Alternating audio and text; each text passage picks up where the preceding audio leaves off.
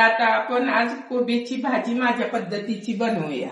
आपण ती कोथिंबीर, एक टोमॅटो, कांदा, लसूण घेतलेला आहे. तर आता आपण ह्याला कापून बारीक करून सुरुवात करू.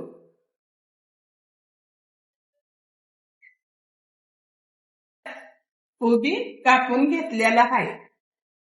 यात फक्त टाकायचा मोठमोठा की एकदम पाहिजे तसा बारीक होऊन येतो. लांबडा बी कट करता येतो.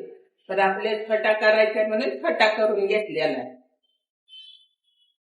आता आपण एक टोमॅटो पण त्यातच बारीक करून घ्यायचे. कांदा पण एक सोलून घ्यायचा त्याला आणि कट करून त्यात टाकायचं. आता आपण फोडणी मारूया. आपण सगळं धुवून कापून घेतलेलं आहे बारीक करून. तर आता आपण कढई ठेवली गरम करायला. तिला गरम होऊन देऊया. आपला कोबी बी धुवून घेतलेला आहे. नितळून घ्यायचा. तेल टाकायचं. थोडीशी जिरी मोहरी टाकून आधी घ्यायची.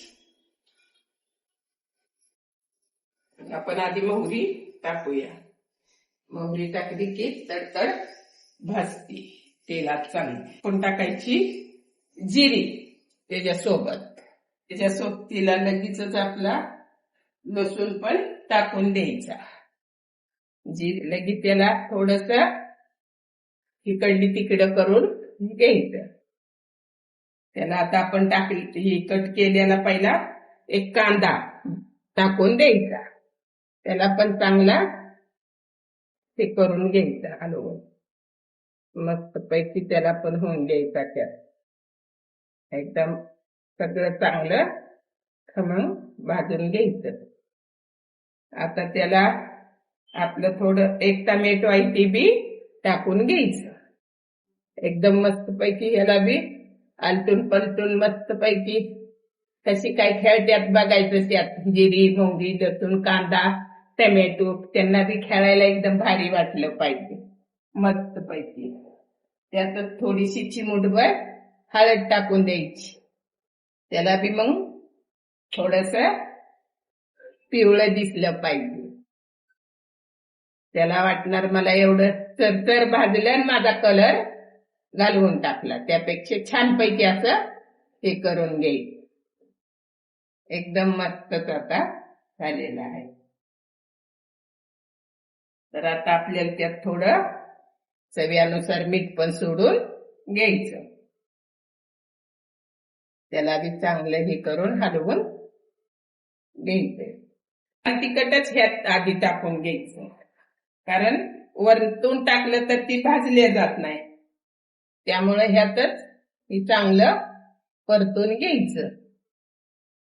एकदम छानपैकी परतून घेतलं की आता आपण ह्यात भाजलंय तेल सुटलेलं आहे. त्याला आपला कोबी सोडून द्यायचा. त्यात कोबीला सोडायचा आहे.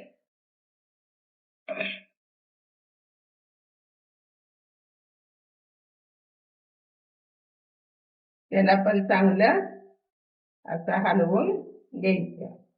एकदम छानपैकी मस्त पैकी त्याला बी एकदम भारी असं मिक्स करून घ्यायचं. एकदम तुम्ही डब्याला नेऊ शकता खाऊ शकता आणि एकदम म्हणजे खायला एकदम भारी लागते. त्याला आता आपण वरतून 1-1.5 चमचा शेंगदाण्याचा कूट टाकून द्यायचा किंवा तो डाळ पण टाकू शकता. एकदम छानपैकी डाळ ही टाकून होते. तर आता याला आपण 5 मिनिटं झाकून ठेवूया. झाकून उघडल्याच्या नंतर मग शेंगदाण्याचा कूट टाकूया. पण खायला ही डब्याला सुकी भाजी एकदम छान होती. एकदम मस्त पैकी असती. त्या काय टेन्शन घ्यायची गरजच नाही. आणि जसं सांगितलं तसंच करा. आपण उघडून घेऊ आणि त्याला शेंगदाण्याचा कूट टाकूया. 1-1.5 चमचा आपला कूट टाकायचा थोडासा. त्याला हलवून घेऊया. झालेली आहे आता भाजी. ह्याला 2 मिनिटं आपण शेंगदाण्याचा कूट टाकल्यावर ह्याला आपण झाकून ठेवायची 2 मिनिटं. तर आता तुम्ही बी एकदा नक्की ट्राय करा, लाईक करा, शेअर करा, कमेंट करा, सबस्क्राईब करा. रेसिपी पाहिजे तर कमेंट करून नक्की विचारा, नक्की दे. ती भाजी झालेली आहे. आता आपण तिला बंद करून काढून घेऊया. एकदम मस्त पंची झालेली आहे. तुम्ही बी बनवा, एकदम मस्त आहे. तुम्ही बघा, एकदा करून ट्राय करा, एकदम एकच नंबर लागणार.